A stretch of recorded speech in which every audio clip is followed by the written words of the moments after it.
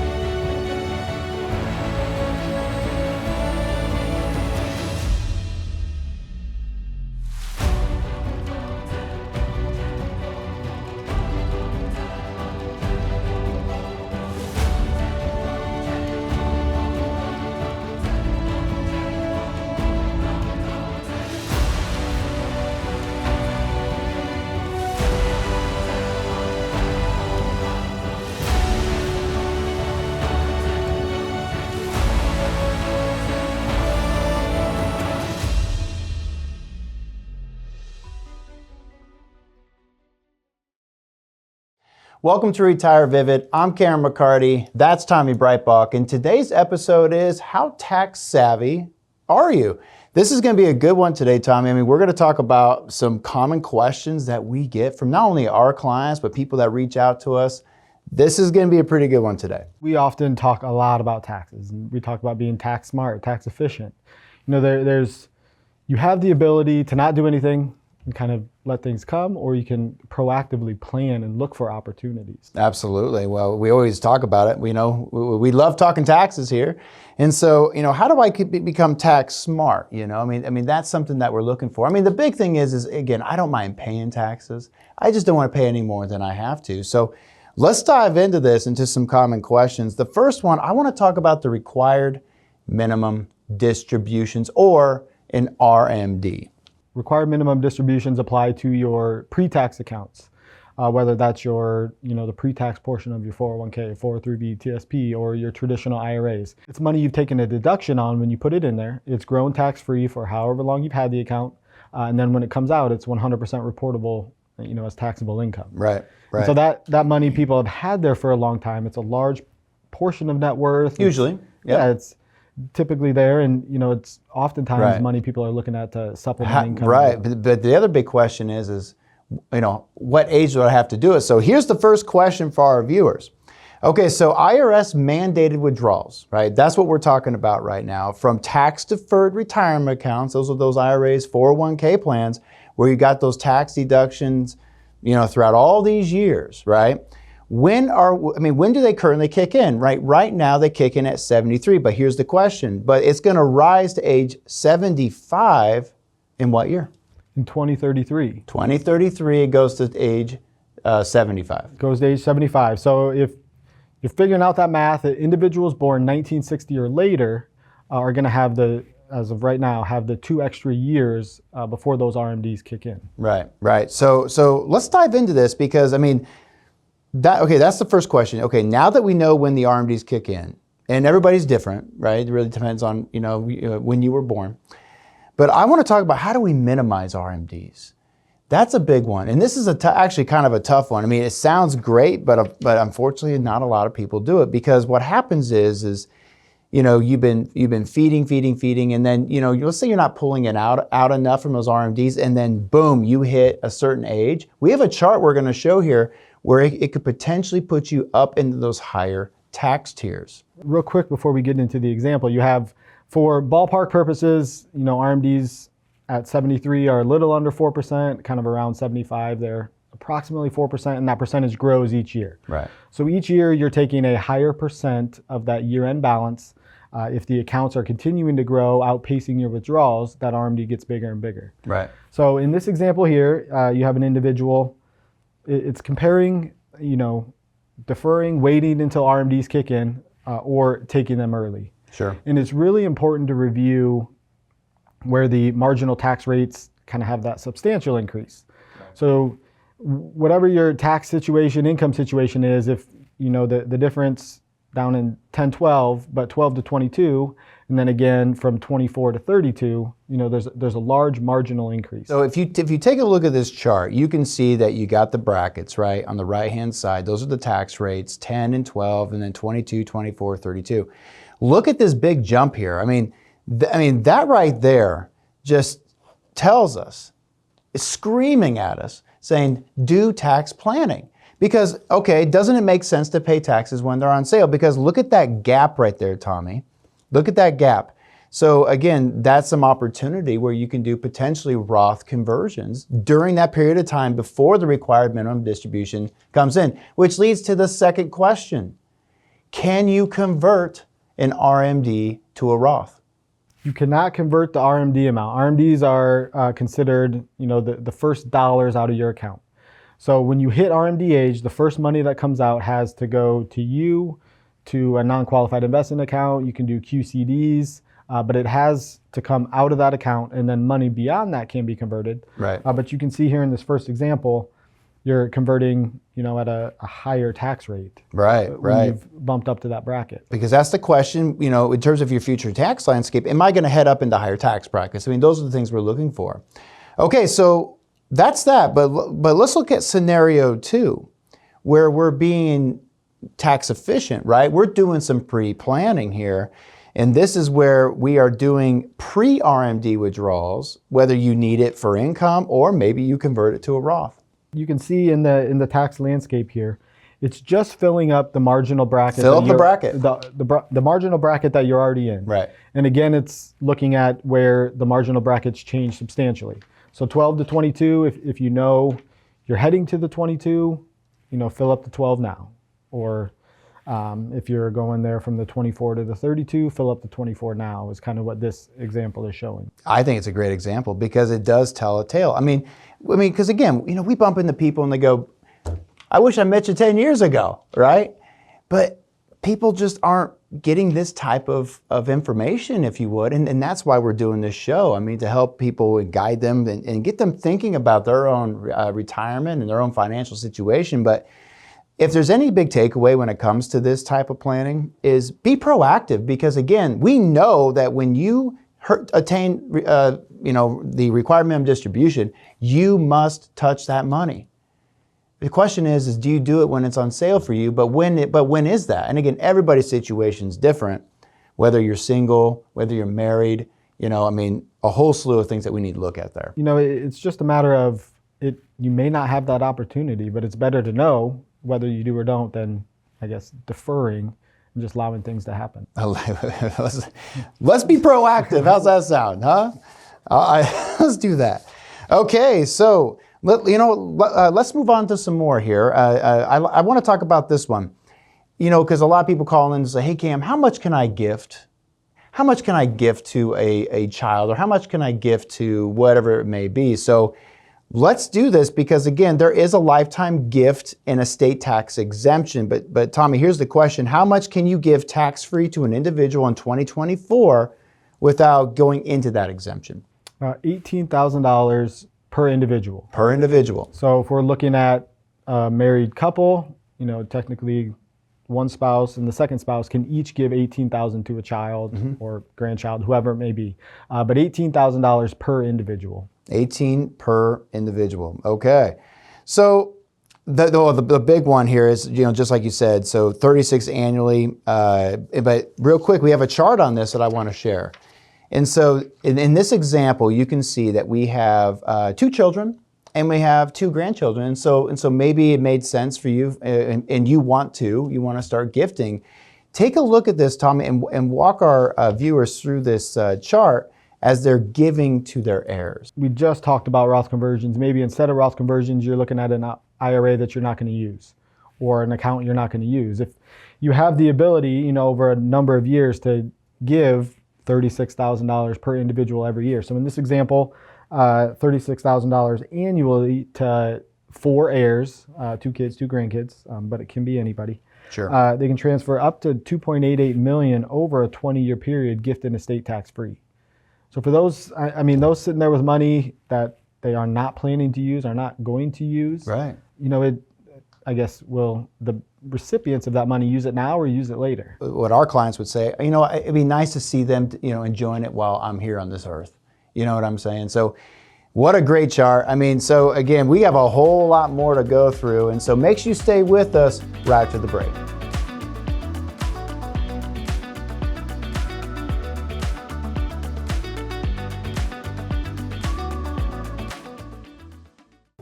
Do you have questions about your retirement plan, or do you want to know if you are on the right track? We are here to help.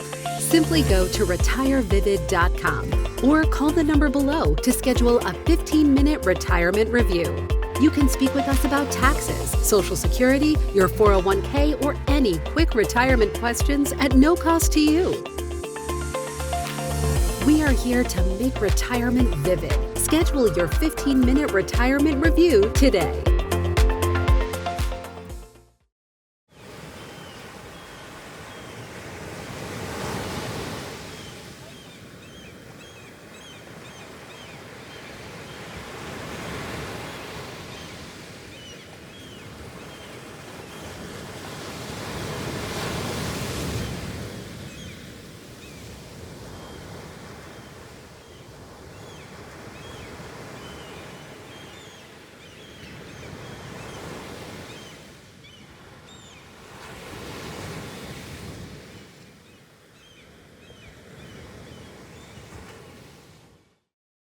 Welcome back. So we're talking about how tax savvy are you? And we hit some pretty good ones, and let's keep going. Now we got Social Security. This is a good one because we have a lot of clients that are working, right? And that question comes up, how much can I make? And so could working in retirement reduce your Social Security? Yes. The answer is yes. You have, if you are claiming a Social Security benefit anytime before your full retirement age, you have an earnings test. From age 62 until the year you hit full retirement age, the calendar year you turn full retirement age, that amount is $22,320. And that is for 2024. And that is for 2024, yep. So every $2 you earn over that income amount, you give $1 your Social Security benefit back. Right. In those years. Right. That number changes in the year you obtain full retirement age. If, for example, full retirement age is 66 and 8 months, your birthday's in October, you go from October 8 months later. So you're going into that next year. So the year you hit full retirement age, that amount goes up to $59,520. And for every $3 over that amount, you give $1 your Social Security benefit back. Right. The money's not gone. It's simply deferred. It's deferred. It's not permanently gone. So when you do obtain that full retirement age, it's recalculated and kind of paid back over a number of years from there. And then once you hit full retirement age, it's unlimited. You can make as much as you want. So now beware. Let's talk about this. So is this let's just use the $22,320. Is the $22,320 looked at annually, or is it looked at monthly the year you file for Social Security? The year you file for Social Security, they're not looking at anything you've earned up until that point. Right. So you can, retire mid-year. You've earned more than that amount through working. They look at the income earned from the point you file through the end of the year, and that's evaluated monthly in the first year. That's correct. So again, folks, make sure you understand that. Again, they go, oh, it's $22,000 for the year. But when did you file for your Social Security? To your point, so like let's say it's October, right? So if you had income from January to October, you file for your benefit. What happened in the past doesn't matter, but moving forward, they look at it monthly and then they'll look at it annually. Because again, we got clients that work part-time or they're teachers or whatever it may be, and they only work certain parts of the year. So that makes sense. A lot of times we say if you are going to file early and you are working part-time, just evaluate that income, review the earnings test, most likely stay under it. But the money's not gone, it's not permanently gone, it's just deferred. It's simply deferred. Okay. Well, let's move on back to IRAs and RMDs, because one thing we don't want to have happen, since we're talking a little bit about penalties in a way, I don't want to see people get hurt out there. And so, if you don't take a required minimum distribution, we've already talked about this in terms of, hey, 73 or up to 75, depending on, the year you were born. But here's the question. So in 2024, what is the maximum penalty for failing to take the full required minimum distribution from your IRAs by the end of the calendar year? Right. They have recently updated this to 25%. The Secure Act 2.0 reduced it from what used to be 50% cut to now 25%. Right. And then, you miss it, you quickly realize it can be reduced to 10% if you retroactively take the RMD within a 2-year period. Right. But by and large, try to stay away from that. If it happens, you forgot that job you had 15 years ago for a year and a half, you got an account sitting back there. But, take a roster, figure out where all your accounts are. If it makes sense to consolidate, but know where everything's at and review those RMDs. Next is let's say that you're still working and you're over full retirement age. Am I required to take an RMD? It depends. It depends. Depends what kind of accounts you have. That's right. A lot of times, the employer-sponsored plan of the employer you're currently working for has a provision in there that allows you to defer it while still working. But that only applies to the 401k for current employment. So an old 401k or something you move to an IRA does not qualify for that. So if the plan is to continue working past RMD age, review, see maybe if it makes sense to consolidate into the current employer's plan if you do want to defer. Beware of that in terms of, hey, do I roll it out to a traditional IRA? And what calendar year did you do it? And are you retired or not? So again, it depends. That's a good answer. Depends. All right, let's move on to this. So let's stay on taxes, because that's what this is. And so, a tax refund. So here's the next question we get asked a lot. So is receiving a tax refund better or worse than having to pay additional taxes on tax day? Can I give another depends? Numerically, if you are receiving a large refund, you've basically given an interest-free loan to the government. Yeah. You've given the loan. You've paid plenty in, and you're going to wait until, sometime after you file taxes to get that back. Yeah. An interest-free loan. If it makes you feel better, if you kind of key on that's one thing to review. But numerically, strictly looking at giving the government an interest-free loan, it may not make sense. It may not make sense, is right. And so that's something to keep in mind. So, we've talked about a lot. We got a lot more, but one of the things that we also offer is a 15-minute retirement review. This is where you all have the opportunity to ask us those questions. Whether it be about taxes, Social Security, your 401k. They've been very valuable for our viewers. If there's questions on something we're covering today, or questions on your Social Security benefits, accounts, any type of thing related to financial planning, a lot of times, we can answer those pretty quickly. We can answer them pretty darn quick, is right. Okay, so we got a lot more to go through when it comes to non-qualified accounts, your brokerage accounts. We're especially going to talk about that 5-year rule with Roth conversions. What does that mean for you? Make sure you stay with us. More after the break.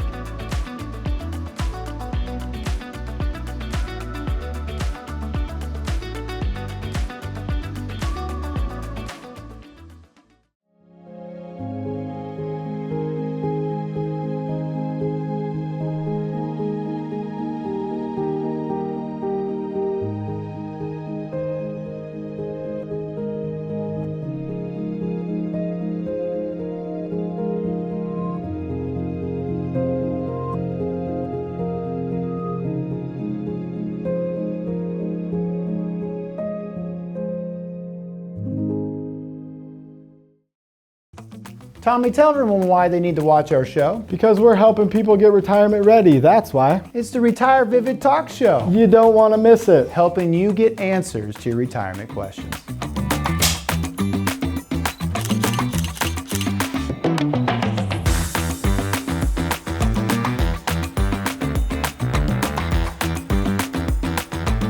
Don't miss him on Retire Vivid, every weekend on ABC. Okay, we're going to wrap things up. We got a lot more to go through with you. And so the first one that I want to hit on, Tommy, is, are all capital gains created equal? They are not. That would be a false. That would be a false. That would be a false. No, so you have, we're looking here at your taxable accounts. So your non-qualified, your individual joint trust. You have a separation in there between, if we're talking about capital gains, long-term and short-term. So typically holding period for greater than a year, you get a tax preference on those. Short-term gains are taxed at your marginal tax rates, 10, 12, 22, 24. Ordinary income. Ordinary income. Yep. Long-term cap gains get the preferential tax treatment. Right. Where in the 10 and 12 bracket, you're at 0% cap gains, 22, 24, that's at 15. Up in the higher ones, it could go up to 20% plus maybe an additional 3.8. But there is ways to be tax efficient with those non-qualified accounts. Absolutely, and there's ways where we can do some tax loss harvesting or taxable gains in terms of harvesting those as well too. That's also why you speak to a qualified tax specialist that actually knows what they're doing when it comes to these things, because again, we want to make sure you're getting solid advice out there. So we do encourage people to make sure they take advantage of that. Okay, now let's move on to the Roth IRA. Now this one really we should have talked about first. This whole 5-year rule thing, right? What does that mean? If people even know what that is, right? Because they go, oh, if I put money into a Roth, it's tax-free right away. Hold on, let's pump the brakes before we make that assumption. So here's another good question. Does the Roth 5-year rule still apply when you're over 59 and a half? So for Roth IRAs, there are 2 separate 5-year rules. Right. You have a 5-year rule on the date or the starting date, the anniversary of the account. Right. So from when you first did a conversion or you first funded a Roth IRA, that starts a 5-year window. You need to have that. When you're looking at conversions, it depends if you're over or under 59 and a half. But for those, if we're looking at, in retirements, typically past that 59 and a half age, if you've met the first 5-year rule, the second 5-year rule would not apply to Roth conversion. Okay. A lot of 5-year rules. There's a lot of 5-year rules. Folks, I hope you're picking up on this. It's important that they know there's 2 5-year rules. For those who may be thinking about doing future Roth conversions or whatever, start a Roth IRA. If you're income eligible, you can contribute a small amount, $50, $100. Mm-hmm. If you're beyond the income limits to contribute to a Roth, convert. Do a small conversion. $100. Doesn't matter. Open the Roth IRA, start that anniversary date. Start a birthday. That's the big one. So once again, folks, I want to dial in on this one more time. So again, there's 2 5-year rules. The first one is, have you held a Roth IRA for 5 years? I mean, I'm recapping what we just talked about here. I'm not talking about a Roth 401k. I'm talking about a Roth IRA. Keep that in mind. Then when it comes to conversions, just like you said, is there a 5-year rule or a 5-year rule on those conversions? It depends. Did you do the first rule yet? To your point, you're saying start a birthday, and it's important that people do that. Okay, next. If we do a Roth conversion prior to age 59 and a half, okay, I like this one, and you withhold taxes from that conversion, do you avoid penalty? So the money that makes it to the Roth IRA does not have a 10% penalty. Money that does not make it to a Roth IRA would incur the 10% early withdrawal penalty. Right. So if you're doing a $50,000 Roth conversion, you withhold 20% in taxes. That's right, because that's how the IRS will look at that. They'll look at that as an early distribution. So again, folks, be careful of this. I mean, if you're not 59 and a half and you do a conversion, how are you going to pay your taxes? Because if you take the taxes out of that Roth, you're looking at a penalty. Now, of course, if you're over 59 and a half, there's no penalty because you've attained that age. So that's a big one. Okay, how about this one? So let's say, Tommy, you did a Roth conversion and you messed up, right? Can you fix it? You can no longer fix it. Can no longer fix it. That's right. No longer fix it. Yeah, the recent tax law changes have removed what they called a recharacterization. Yep. I used to be able to say I did too much, or it pushed me to an income level where I have my Medicare premiums got expensive. Yeah. But you can no longer recharacterize. So be smart, review where you're at, where you're going to be, review all those dollar amounts. Well, you mentioned Medicare. I think let's talk about this one. So let's just say you have an HSA and you're going to sign up for Medicare. Can you still contribute to your HSA? Once you are on Medicare, you are no longer eligible to contribute to that HSA. So there's a lot of time frames that apply of, when you are first filing for Medicare. If you are on Social Security under the age of 65, you may be automatically enrolled in Part A.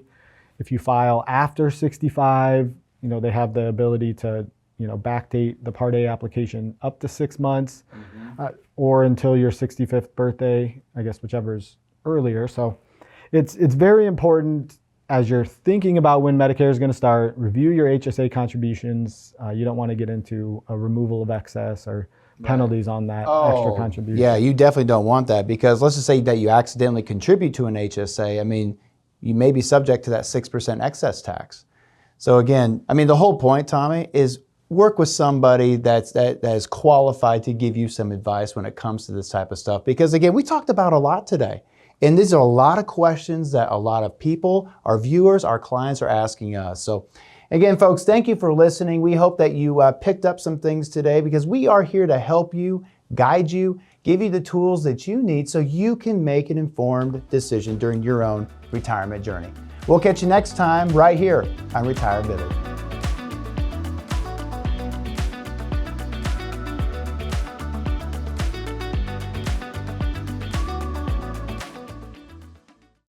Do you have questions about your retirement plan, or do you want to know if you are on the right track? We are here to help.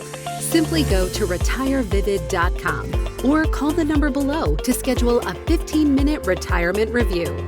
You can speak with us about taxes, Social Security, your 401k, or any quick retirement questions at no cost to you. We are here to make retirement vivid. Schedule your 15-minute retirement review today.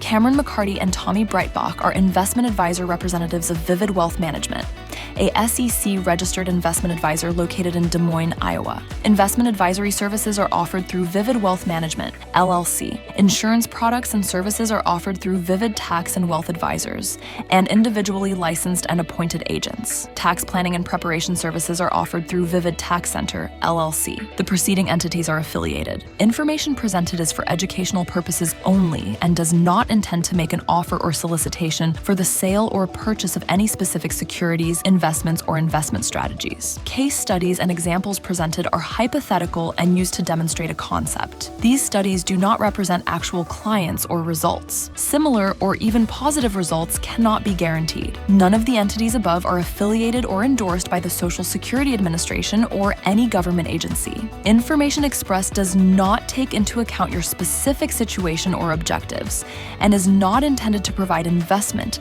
tax, or legal advice. Listeners are encouraged to seek advice from a qualified tax, legal, or investment advisor to determine whether any information presented may be suitable for their specific situation. Past performance is not indicative of future performance. Investments involve risk and, unless otherwise stated, are not guaranteed. Thanks for watching Retire Vivid. Want to see more? Like and subscribe to our channel to stay up to date with exclusive Vivid content. Plus, be sure to watch our show Retire Vivid every weekend. We're here to help you get retirement ready.